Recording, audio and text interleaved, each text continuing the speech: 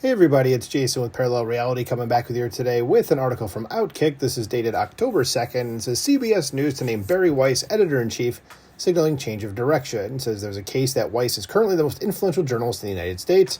I'd make that case, says Bobby Burak, the author of the article.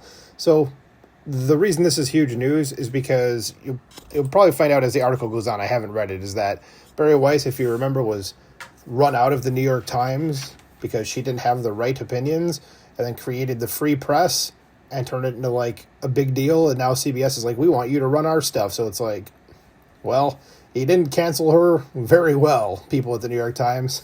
She's back and more powerful than ever before. Insert that Star Wars quote here. Whatever. It says Paramount, I can talk, Skydance will officially acquire Bari Weiss as the Free Press and name her editor-in-chief of its CBS News division for around $150 million. Good for her. Dylan Byers of Puck News says the company will make the acquisition official on Monday, and by the time you listen to this, that Monday will have passed and it will be official. It says the proposed merger between Paramount and Skydance closed last month, forming the new media and entertainment conglomerate headed by Skydance CEO David Ellison. The deal with Weiss is Ellison's first in what is expected to be a series of changes to the CBS News division, so maybe they won't just be propaganda at this point, because Bari Weiss is more center-left. Like, she's like just a normal, regular, liberal-ish type person. So yeah, hopefully that'll help and not just be everything skewed in extremely one direction or something like that. It says Weiss will report directly to Ellison, so that's all good too. It says Bari Weiss was a key figure in the Substack boom around 2020 when a group of influential liberal journalists left mainstream media for independence. Weiss, Glenn Greenwald, and Matt Taibbi were among the most prominent participants in this trend. Weiss, who was previously an editor at the New York Times, later renamed her Substack newsletter The Free Press, and this is her on the left here. Like Greenwald and Taibbi, Weiss now aligns more closely with the moderate right than the establishment left, which polling suggests has continued to shift further away from the median voter since 2020. There's a case that Weiss is currently the most influential journalist in the United States, and I'd make that case, like the subheadline says. It says Ellison's naming of Weiss editor-in-chief is consistent with the industry-wide belief that he will strive to bring CBS News back toward the middle, away from its boomer-focused liberal elite ethos of the past 8 years.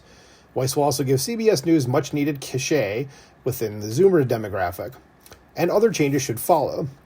The network's flagship 60 Minutes program continues to face credibility issues following a year of blunders, lawsuits, and propagandist features.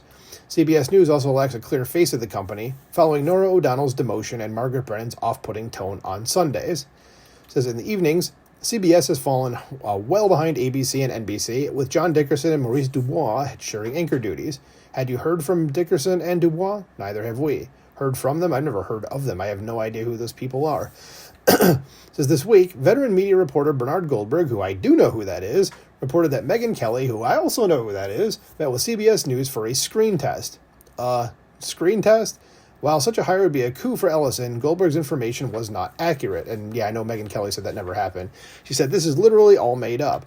Not one word is true. And thank you to the commenters who said why would she need a screen test? Hello, yeah, Megyn Kelly, the person who's already been on the news and been on the news programs, and runs a YouTube channel where she talks about the news. Like, that's her job. So it says, other recent moves by Paramount Skydance include a 7-year agreement with the UFC, a rights deal with Dana White's new boxing league, and the cancellation of Late Show with Stephen Colbert.